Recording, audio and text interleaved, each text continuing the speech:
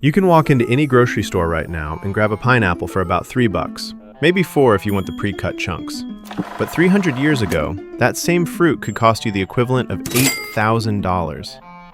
$8,000 for a pineapple.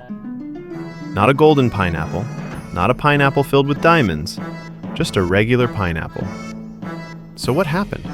How did we go from this fruit costs more than a house to, I'll grab one for the barbecue? The answer involves European obsession, heated greenhouses, and people literally renting pineapples for parties. Yeah, renting. Fruit. Let's get into it. Today, pineapples are everywhere. They're on pizza, they're in drinks, they're carved into boats at hotel buffets. We don't think twice about them. But for most of human history, if you lived outside of tropical America, you had never seen one, never tasted one, probably never heard of one. And when Europeans finally encountered this bizarre, spiky, sweet thing, they lost their minds. Not because it was nutritious, not because it was practical, but because it was exotic. And in the 1600s and 1700s, exotic meant powerful. Pineapples came from South America, probably around Paraguay and Brazil. Indigenous peoples had been cultivating them for centuries. Then, in 1493, Columbus landed in Guadeloupe and encountered the fruit for the first time. His crew called it piña because it looked like a pine cone, which, honestly, fair. Columbus brought pineapples back to Spain and Europe became obsessed.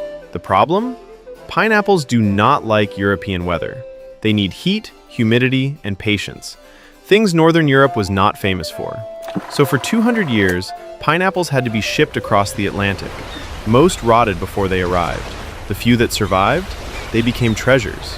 King Charles II of England commissioned an official portrait of himself receiving a pineapple. That painting still exists. A king, posing with fruit, like it was a crown. By the 1700s, wealthy Europeans started building heated greenhouses called pineries just to grow them. These required constant temperature control, special soil shipped from overseas, and full-time gardeners. Growing one pineapple could take 3 years and cost thousands of dollars, and even then, most attempts failed. So if you managed to grow one or buy one, you didn't eat it, you displayed it. Pineapples became the ultimate dinner party flex. Hosts placed them in the center of the table as a status symbol, and if you couldn't afford to buy one, you could rent one. Yes, businesses in England rented pineapples to people who wanted to impress their guests. You'd display it at your party, return it the next day, and the rental company would pass it to the next customer. This continued until the pineapple finally rotted. Only then would someone actually eat it. Imagine spending your entire evening staring at a fruit you're not allowed to touch. That was high society in the 1700s. Because pineapples symbolized wealth, they started showing up everywhere in design, architecture, furniture, gate posts, door knockers. If you've ever seen a carved pineapple on a fence post, that's from this era. It meant, welcome, also, I have money. But as colonization expanded, so did pineapple production. The Spanish brought them to the Philippines.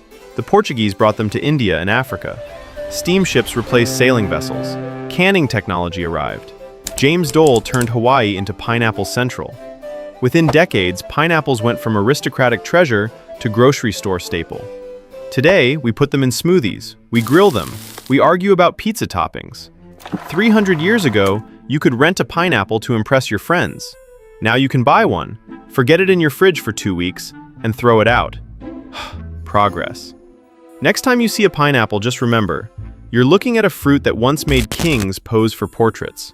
Not bad for $3. What's your favorite way to eat pineapple? And what food should I cover next? Drop it in the comments. I read every one. Thanks for watching. See you in the next one.